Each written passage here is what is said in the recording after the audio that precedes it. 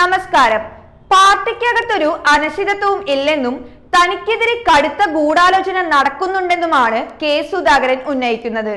എന്നാൽ തെരഞ്ഞെടുപ്പിൽ തിരിച്ചടി ഉറപ്പായതോടെ നേതൃത്വത്തിൽ അടിമുടി മാറ്റത്തിനുള്ള ചർച്ച സജീവമാക്കി കോൺഗ്രസ് ഗ്രൂപ്പുകൾ. ഒരു കൂട്ടം സംസ്ഥാന നേതാക്കൾ ഉന്നയിച്ച എതിർപ്പിനെ തുടർന്ന് KPCC അധ്യക്ഷനായി ചുമതലയേക്കാൻ അടുത്ത മാസം തെരഞ്ഞെടുപ്പ് ഫലം വരുന്നതുവരെ കാത്തിരിക്കാൻ പാർട്ടി നേതൃത്വം അദ്ദേഹത്തോട് ആവശ്യപ്പെട്ടതായി റിപ്പോർട്ടുകൾ ഉണ്ടായിരുന്നുവെങ്കിലും സംസ്ഥാന ദേശീയ നേതാക്കൾ റിപ്പോർട്ടുകൾ തള്ളുകയും താൽക്കാലിക ക്രമീകരണത്തിന്റെ ഭാഗമായി ഹസനെ ചുമതല ഏൽപ്പിക്കുകയും ചെയ്തിരുന്നു. തോൽവിയുടെ ഉത്തരവാദിത്തം കെ സുധാകരന്റെ മാത്രം തലയിലിടാനുള്ള നീക്കത്തിന് തടയിട്ട് പ്രതിപക്ഷ നേതാവും മാറണമെന്ന ആവശ്യമാണ് ഇപ്പോൾ ശക്തമാകുന്നത്. സംഘടനാപരമായ ദൗർബല്യങ്ങൾക്ക് ഇരുവരും ഒരുപോലെ ഉത്തരവാദികളാണ്. തെരഞ്ഞെടുപ്പ് ഫലം വന്നാൽ KPCC അധ്യക്ഷനടക്കം ഭാരവാഹികൾ മാറുമെന്ന് ഹൈക്കമാൻഡും സൂചന നൽകി കഴിഞ്ഞു.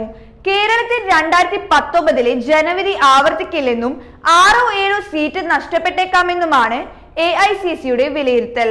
2026 സംസ്ഥാന ഭരണം പിടിക്കുകയെന്ന ലക്ഷ്യത്തോടെയാണ് VD സതീശനെയും കെ സുധാകരനെയും സംസ്ഥാനത്തിന്റെ ചുമതല ഏൽപ്പിച്ചത്. കോൺഗ്രസ് പിന്നോട്ട് പോയാൽ അതിന്റെ ഉത്തരവാദിത്തം ഇരുവർക്കുമാണ്. പഴയതുപോലെ ശക്തമല്ലെങ്കിലും ഇത്തരം വാദങ്ങൾ ഉയർത്തി തിരിച്ചു വരാനാണ് AI ഗ്രൂപ്പുകളുടെ ശ്രമം. ഗ്രൂപ്പുകളെ ഒതുക്കാൻ സതീശനും സുധാകരനും ഒറ്റക്കെട്ടായാണ്. ഇരുവരും പരാജയമെന്ന് സ്ഥാപിക്കപ്പെട്ടാൽ ഗ്രൂപ്പുകളുടെ കയ്യിലേക്ക് തന്നെ പാർട്ടി എത്തും. രമേശ് ചെന്നിത്തലയെ തിരിച്ചു വിളിച്ച് പാർട്ടി ഏൽപ്പിക്കണമെന്നും AP അനിൽകുമാറിനെ പ്രതിപക്ഷ നേതൃസ്ഥാനത്തേക്ക് കൊണ്ടുവരണമെന്നുമുള്ള ആവശ്യങ്ങളും പ്രചരിക്കുന്നുണ്ട്.